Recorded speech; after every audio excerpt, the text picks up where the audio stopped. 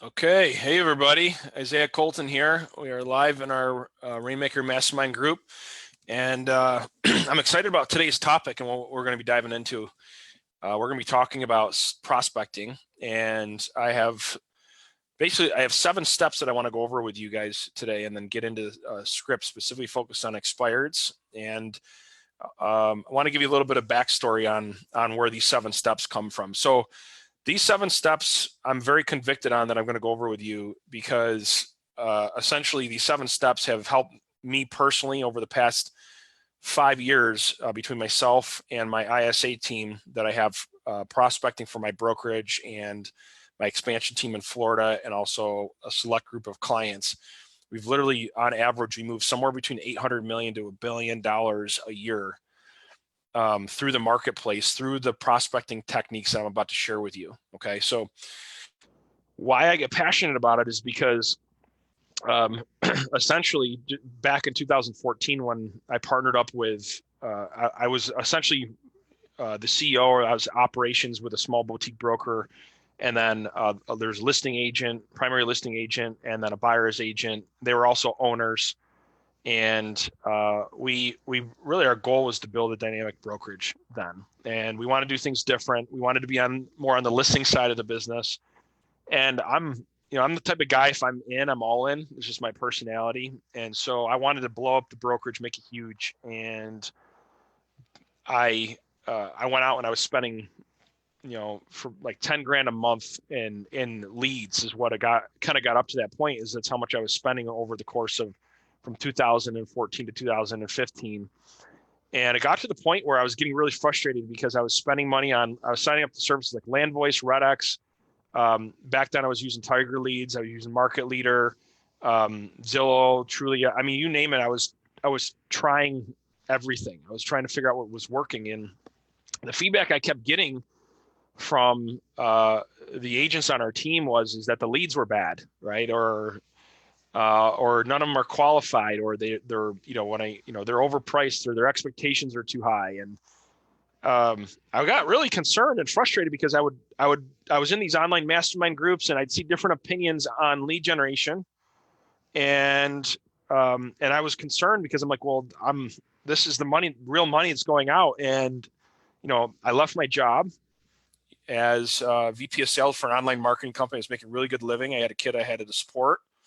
And my wife was staying at home with the child, and I had a lot of money going out, right? And pretty much startup brokerage. So I had to figure out how to increase the lead conversion, and I had to do it very, very quickly. So I did what I know how to do best when I have problems and some people on the line, depending on your phase of business that you're in, you may agree or disagree, but when I have problems and I've had other people try to fix them and they can't fix them, before I give up or move on, I see if I can fix it, right? And so what I did was I kind of dove into the process of lead conversion for my own brokerage first, and I started seeing all the holes, all the reasons, because there's a whole bunch of reasons why leads convert, right? And there's a whole bunch of reasons why the answer is not just lead generation, why it's part of the answer, but it's not the answer. And so one of the things that I found very quickly is that there's a major issue when it comes to lead conversion. One of those issues is prospecting. A lot of people are average at it. And so for me, I had a little bit of an advantage because I had been prospecting in some way, shape, or form for 10 years prior to this venture, and gotten very, very good at the art and science of converting a lead, taking a lead from a cold state to warm to doing a deal. And it got to the point where literally, guys, me and my teammate, we were doing listings right over the phone before we even went out there. So we got really good at the art and science of prospecting, be able to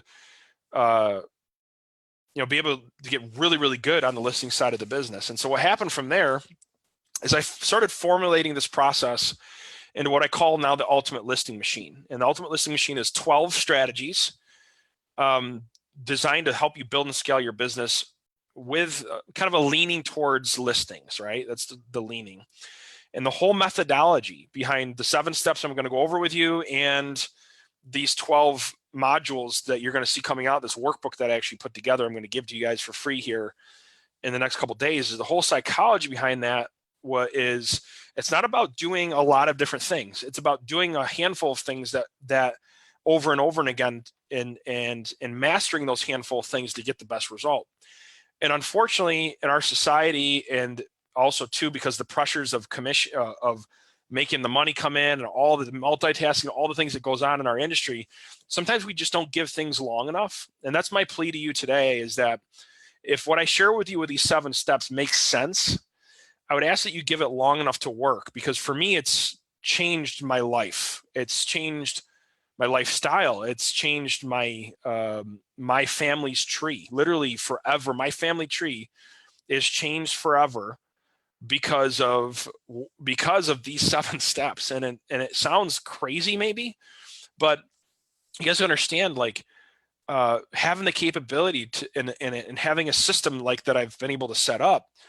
And don't get me wrong, I've made a ton of mistakes in the process and I'm still learning, but having a system where basically I can move almost $1 billion through the economy.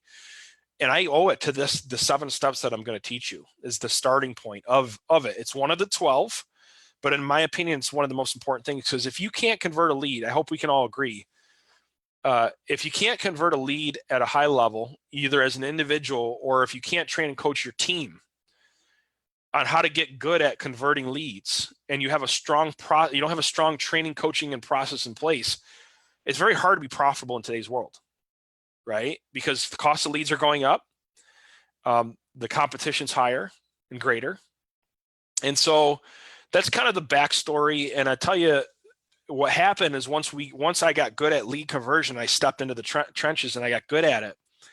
We started exploding, and then I got so convicted about it. I said, you know what? Do I want to like have a huge brokerage, or do I want to actually teach other people how to do the same thing? And so I'm still active. Our brokerage, between our expansion team in Florida, we have, and also our brokerage in Rochester, we have a lot of agents. We're doing a ton of transactions.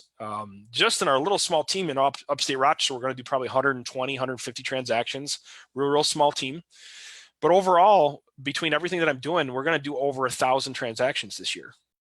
So that's where this excitement comes from. That's where my energy comes from. So I'm excited for you to learn this system. And I want to give you guys kind of heads up. If you can write this down, I'm actually publishing what's called the Ultimate Listing Machine Prospecting Playbook. That's getting published in the next 2 to 3 weeks.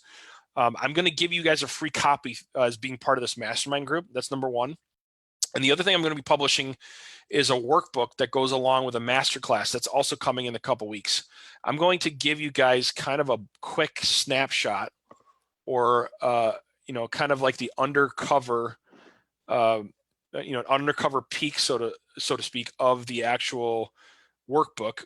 And my goal is for you guys to give me some feedback on how to make it better, but also it's what we're going to kind of use to talk through the 7 steps, and then dive into actual training, coaching on prospecting with expired listings. So that's really the goal here today. So what are the 7 steps? Hopefully you got something to write with. I'm also going to pull up a visual here as I'm talking and kind of going through them. So the 7 steps starts off with building rapport. So even when you're prospecting, we've all heard the idea of building rapport, how important it is, but building rapport is just as important when you're prospecting compared to when you're in person. But the problem is the art and science of building rapport is totally different than when you're over the phone, when you're in person. You don't have a lot of time. And so building rapport happens differently than it does in person. The next thing is building value. Again, same thing you do in person with a sales presentation. But when you're just trying to pique somebody's interest, you got to build value in a totally different way than when you do in person. Step number 3 is create urgency and desire to want to do something now rather than later. That's step number 3. And that happens on a different level, where if you go too far deep when you're talking over the phone, you can actually lose deals because you kind of gave everything away over the phone and you didn't pique their curiosity into getting them to want to meet with you, right? And then there's number 4, which is once you've gone through creating desire, there's your what you call your trial close. It's you're asking assumptively for the appointment, which you'd be surprised how many people, when they're on a prospecting call or when they're following up with a lead or whatever it may be, they're not assuming the appointment, even though we've all been taught that. But they use kind of wishy-washy language, right? And then the next one is overcoming objections. That's number 5, is overcoming objections. And then going back for the trial close. And because here's the thing, I don't know about you, but have you ever been on a prospecting call where you've tried to overcome an objection, but you didn't know exactly what to say? Well, you're going to learn that. We're going to go through every single possibility together in training and coaching on these sessions. You're going to learn exactly how to overcome every single scenario there is. Meaning, like right now, if we were able to interact with which I want to more in the future, you could give me an objection. There's not one objection I can't overcome, from FSBO expired, buyer lead, internet lead, geo lead, JLJS. There's not one objection that I can't give to you that has a good, meaningful response, and then I'm going right back for the appointment right after it, right? So that's the objection, overcoming objection, going back for the trial close. And then number 6 is follow-up. It's looking at your metrics and following up and asking for referrals. That's number 6, okay? Kind of happens after the process. And then number 7 is your own mindset and your own mental state, and making sure if you're with a team around you, you have a leadership mindset, you have a forward-thinking mindset. And those are the 7 steps. And I'm sure you guys agree, if all those steps came together and you worked on that process and improving that process every single day, and you were making 30 to 40 calls a day like we recommend, and you're looking at these 7 steps, where you could be in a week, where you could be in 2 weeks, where you could, more importantly, be in a month, 2 months, 3 months, let alone 18 months from now. And that's my recommendation, is when we go through this course, and we're rolling out the Ultimate Listing Machine Masterclass, as we roll that out, is that you go through the course 30 days at a time. That's what it's built. So right now we're on day 10 through 15, which is prospecting. But then you go through that multiple times, because like I said earlier, it's the discipline that our industry has of doing not 100 different things, but doing 12 things extremely well. And if you look at every mega agent, every team leader, even though they have their weaknesses just like we do, every successful business as a whole, it doesn't even have to be real estate, they do the basics really, really well. They're like a machine. It goes for sports too, right, guys? I mean, look at the greatest wrestlers. They have 3 or 4 moves, right? They have 3 or 4 really good moves that they've mastered, and that's why they're so good. And so that's my goal when it comes to lead conversion, that I show you 7 steps or 7 different ways that you can master the art and science of follow-up prospecting, getting the appointment, ultimately to get in front of them.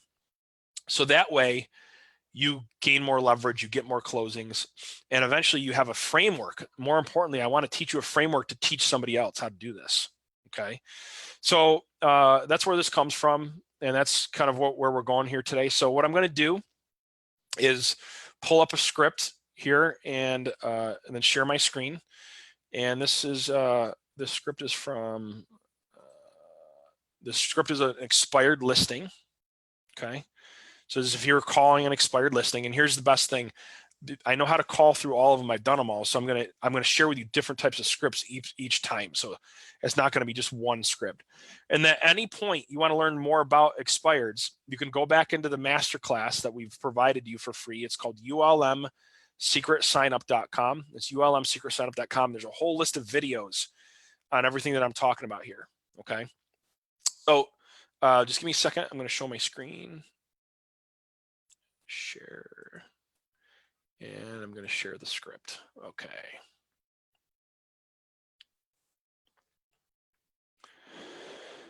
All right. So you can see the script up in front of you here. You got expired scripts. And what I'm going to do is just kind of dissect the psychology of how this script works. Now, here's the thing. I don't expect you to like every word that's on this paper, because the thing about an effective script, everyone's got a little bit of a different opinion, but a good script walks you down through a guide or a process, because every call is a little bit different. But you're not going to use every single word on the script the same way, the same time, because you're talking to a human being. This is not a robotic process, right? So don't get caught up just in the exact words, but look and pay attention to the psychology that I'm teaching behind the script.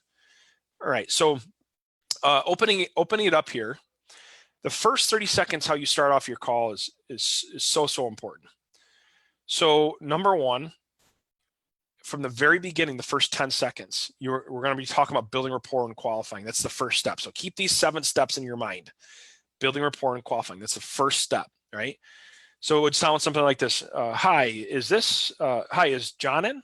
Or if you didn't have the owner, it would be like, hi, I'm looking to speak with the owner of the property for sale at 123 4th Street. Because sometimes you won't have the owner's name when you go to call them. But pay attention to my tone when I'm saying this. It's very casual. And I'm going to do it again. Hi, is John in? And you notice it's with a question mark. And there's a question mark there for a reason.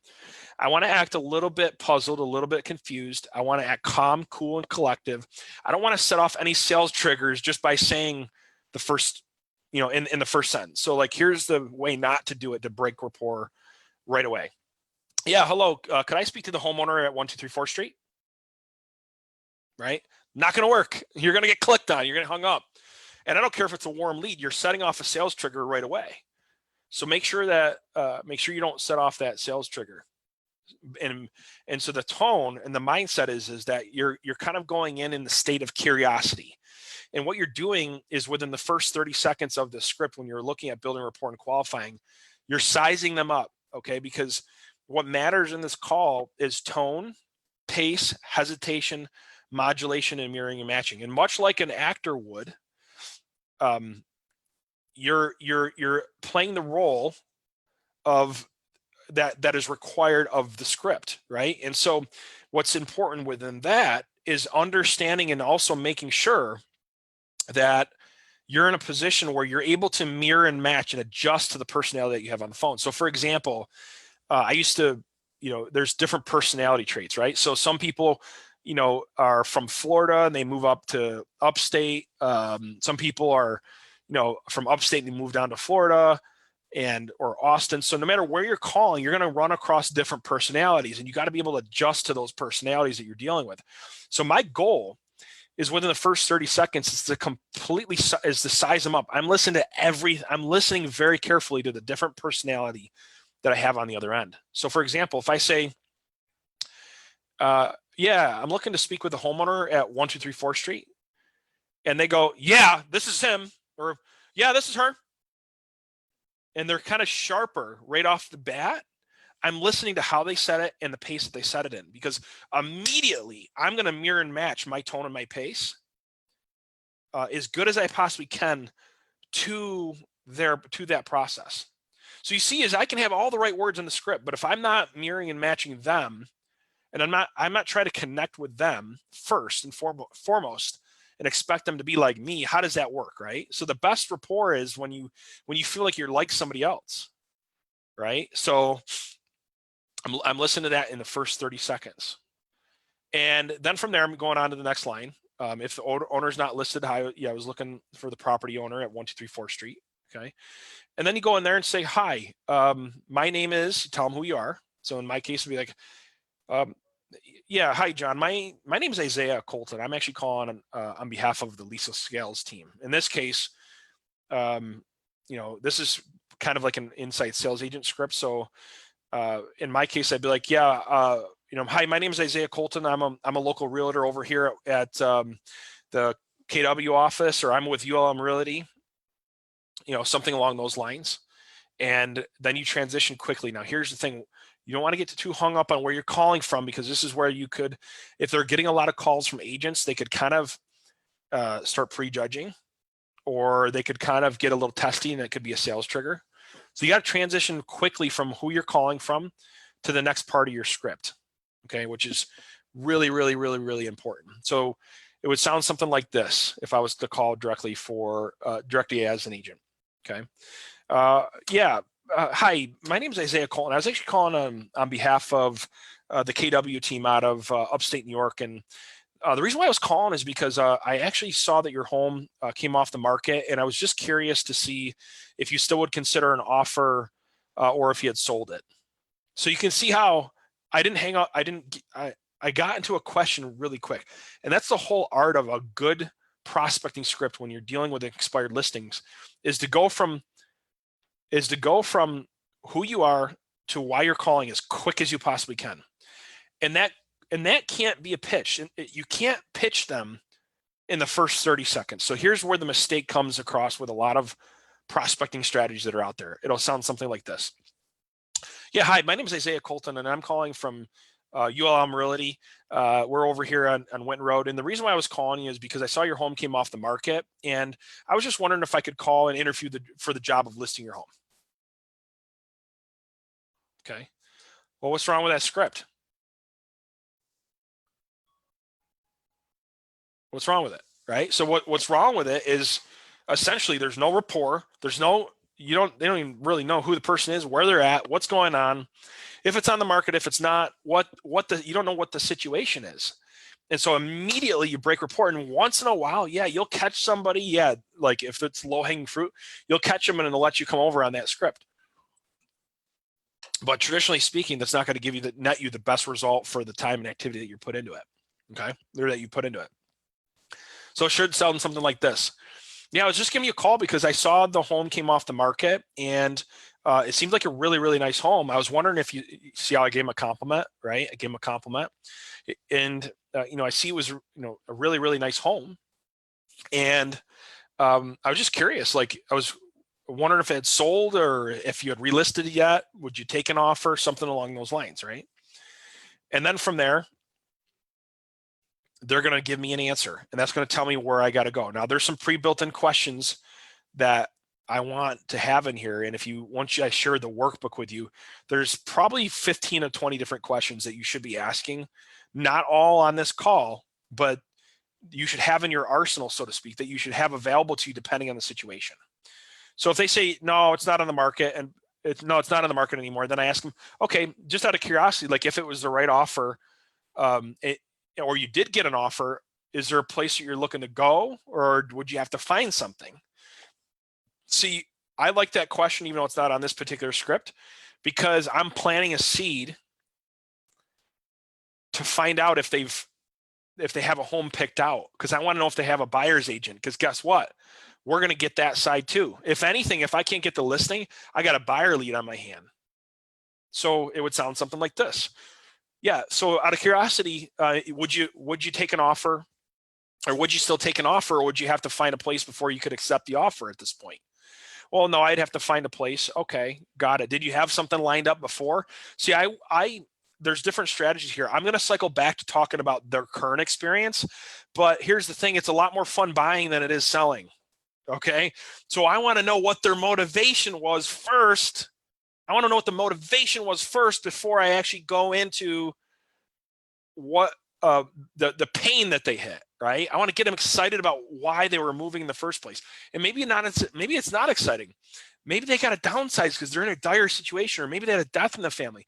Whatever it is, I want to know why and I'm finding out why without asking why. And that's the beautiful thing, is I'm actually finding out why without asking why. And that's the power of this. So for example, hey, I'm just curious, like if do you have a place lined up, or would you have to find something before you could take an offer? And then the next question is, okay, great. Well, or okay, I hear you. Then I might swing back into what's happening in their current situation. So I want to find out where they're at, if they have something picked out, do they have an agent they're working with there? And then I'm going to go back to actually what's happening with the home. So, okay, great. So you got something that's picked out, or, so you'd have to find something. Gotcha. Yeah, I hear you. Yeah, out of curiosity, like I mentioned earlier, it did seem like a nice home. Did you get any offers the first time around? And there's one or two things that are going to happen here. They're going to answer your question, or they're going to be like, well, what's this call about? Or why are you calling me? And whatever the reason is, you got two places you got to go. You got two different directions you got to go. If they answer the question, that's fine. Go back and keep the conversation going. If they're like, well, no, I didn't get any offers, but no, I'm not, I don't know if I'm interested in listing it, or I don't know, or why are you calling me? And make sure that you have a statement ready to go. And so sometimes it's smart to just pop down here to the next part of your script and then go back, because I don't want to break too much rapport. And I know I got to ask a couple more questions to find pain and motivation before I go to my close. So building rapport and qualifying is the art and science of asking the right questions and making sure I have pain and motivation before I actually go for the appointment. So I might have to build a little bit of value though before I can do this, and I don't want to break rapport. So what I'm going to do next is I'm going to say, yeah, great question, and I can appreciate you get a ton of phone calls. I appreciate you're getting blasted right now. You get a lot of realtors call you that want to list your property, and I get that. That's not my intent right on this phone call. Why did I say that? I said on this phone call. That's not my intent, but that's not my intent on this phone call, because I want to let them know subconsciously they got to qualify to even work with me. I'm not going to say that, but that's my mindset is, do I even want to work with this person? So of course I'm not calling to list their property. I'm calling to have a discovery conversation to see if it makes sense to even do an interview, right? To even go to the home for a lot of different reasons. And that's got to be the psychology going in, because if you have that psychology going in, you're going to handle these objections totally different. So if they're like, if at that point where you ask that second question, they're like, look, I'm not interested. I'm getting a lot of phone calls. Hey, not a problem. And here's the thing. I know you're getting blown up with phone calls, and my intent was not to call you and list your property here today. But what I did want to do is ask you a couple questions, because I specialize in actually helping people that had trouble selling their home the first time. It's what I do. And I'm just, and again, I was just really curious because it looks like a nice home. Did you get any offers on the property? And then, so what I'm doing is I'm taking a piece of my value proposition. I specialize in dealing with people that had trouble selling their home in the first place. It's what I do. Now I've hopefully piqued their interest a little bit, right? Creating some curiosity. And then I'm going back to my questions again. And, okay, what was the experience like? Did you get the offers? Why do you think you didn't get the offers that you didn't want to? Did the agent have communication with you? So what I'm doing in these questions, these are strategic questions where I sincerely want to find out what's going on, because I want to make sure I can help them. That's number one. But number two, I'm going to find a whole bunch of ammunition to poke holes on what went wrong the first time. Was it overpriced? Was it marketed wrong? Did the agent have horrible communication? And what we're going to get into in different segments is you should have some unique value propositions that match all the pain points of dealing with a homeowner, right? So, for example, if they say, "Yeah, the agent, freaking stuck a sign in the yard and then took off," well, guess what? If I have a unique value proposition that is centered around communication, I'm going to be able to plant that seed, and I might be able to get the appointment, right? So let's say they said, "Yeah, look, I'm not interested." Okay, I respect that. And here's the thing: I'm not calling you up asking you to list your home here on this phone call here today. What I do want to let you know, John, before I let you go, I do specialize in working with people that have had trouble selling their home the first time. This is what I do, and this one's really puzzling to me because I sincerely am curious why it didn't sell. Because the market's really hot right now. There's a ton of activity. And so if you would, let me ask you a couple questions to see if I can at least give you some insight for whatever reason down the road.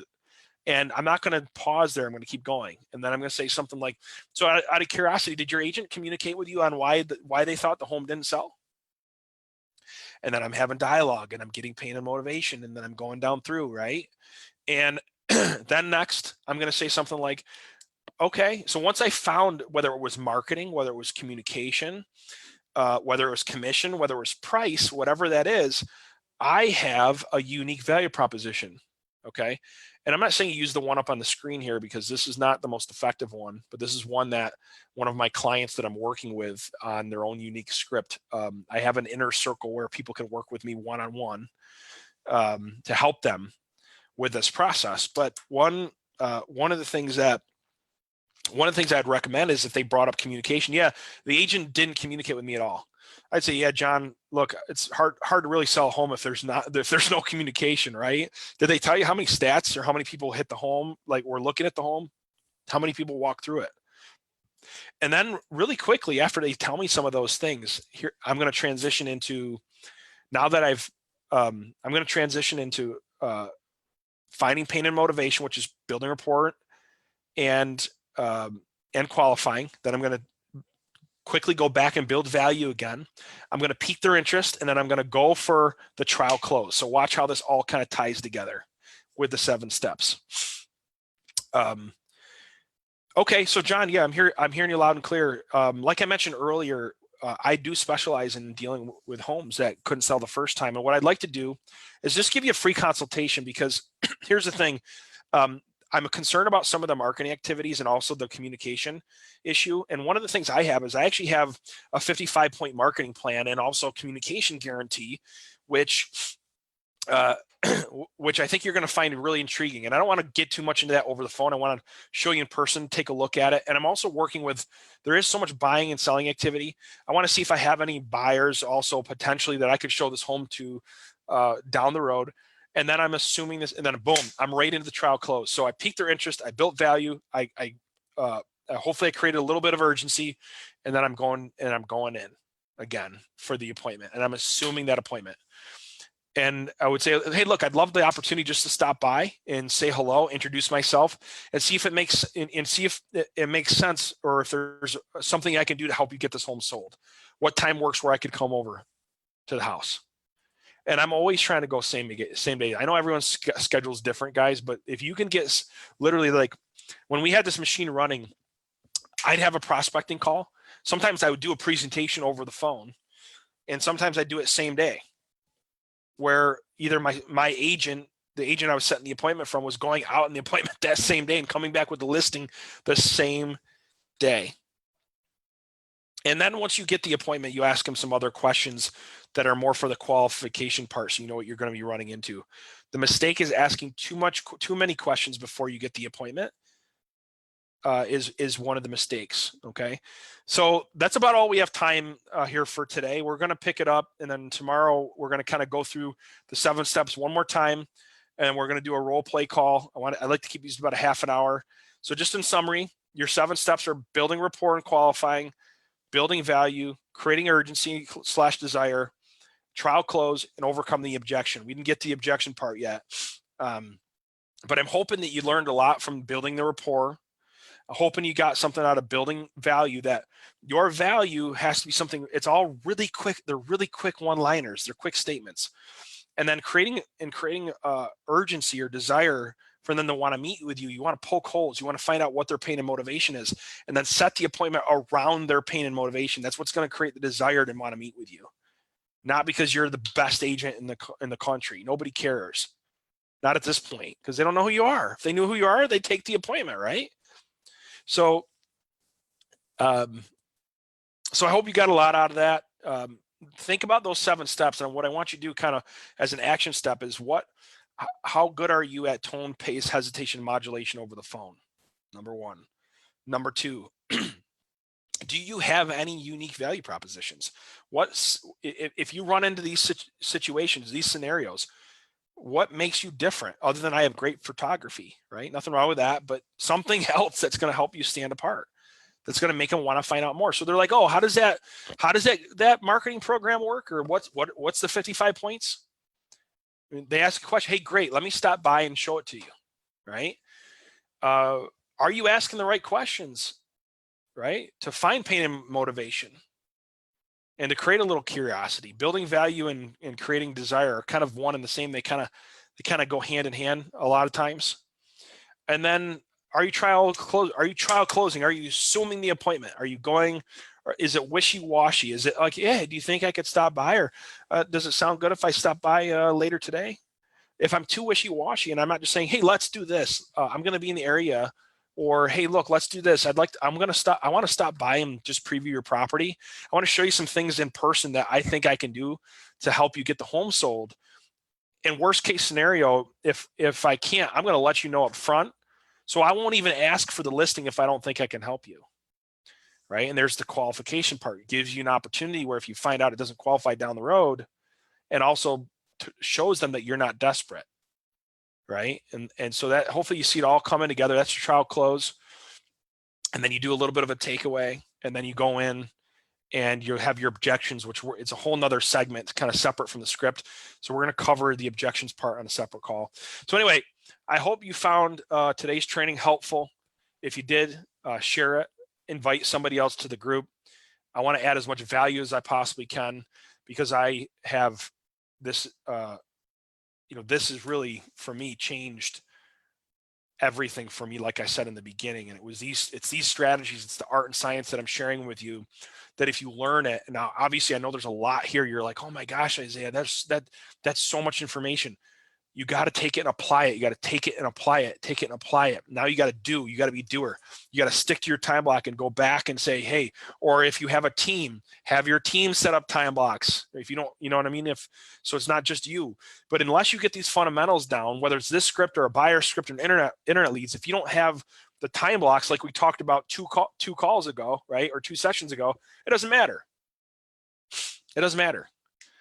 But here's what I can tell you. Anyone that's stuck with me for 90 days and they've plugged into exactly what I've said, they've gotten amazing results. One of them, Amanda Hardesty, I don't know if she's watching right now, but you know, she literally went from a 2,500 square foot home to a 7,000 square foot house, and went out and bought a Cadillac Escalade because of how much money she's making off of listings now. It's completely changed her business. And that's from her words, not mine. And those stories pump me up. I get motivated by that. And we'll go from there. So anyway, any questions in the meantime, feel free to have some dialogue in between here. And I hope you guys have an awesome day, and I'll see you guys again tomorrow.